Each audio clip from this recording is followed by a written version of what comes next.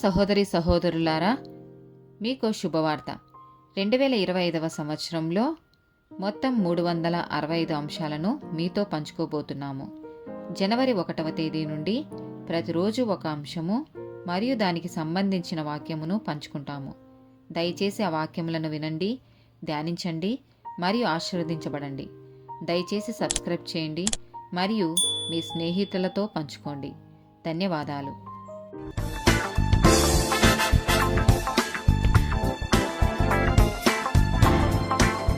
228th day topic నోరు. కీర్తనల గ్రంథము 19వ అధ్యాయము 14వ వచనము. యెహోవా నా ఆశ్రయదుర్గమా, నా విమోచకుడా, నా నోటి మాటలను నా హృదయ ధ్యానమును నీ దృష్టికి అంగీకారములగునుగాక.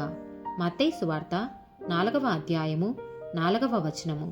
అందుకు ఆయన, మనుషుడు రొట్టె వలన మాత్రము కాదు గాని దేవుని నోట నుండి వచ్చు ప్రతి మాట వలనను జీవించును అని వ్రాయబడి ఉన్నదనెను. ఎఫెసీయులకు రాసిన పత్రిక 4వ అధ్యాయము 29వ వచనము. వినువారికి మేలు కలుగునట్లు అవసరమును బట్టి క్షేమాభివృద్ధికరమైన అనుకూల వచనమే పలుకుడి గాని దుర్భాష ఏదైనను మీ నోట రానియకుడి. కీర్తనల గ్రంథము 141వ అధ్యాయము 3వ వచనము.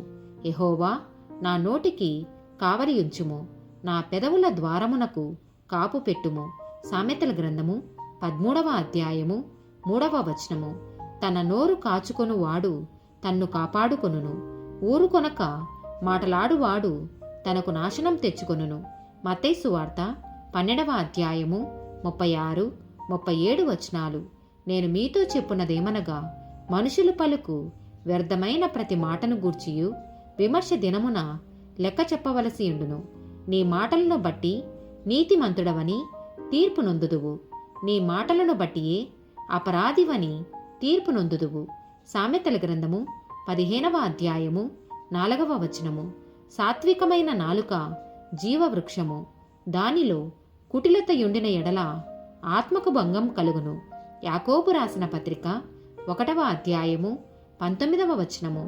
నా ప్రియ సహోదరులారా, మీరీ సంగతి ఎరుగుదురు గనుక ప్రతి మనుషుడు వినుటకు వేగిరపడువాడును, మాటలాడుటకు నిదానించువాడును, కోపించుటకు నిదానించువాడునై ఉండవలెను.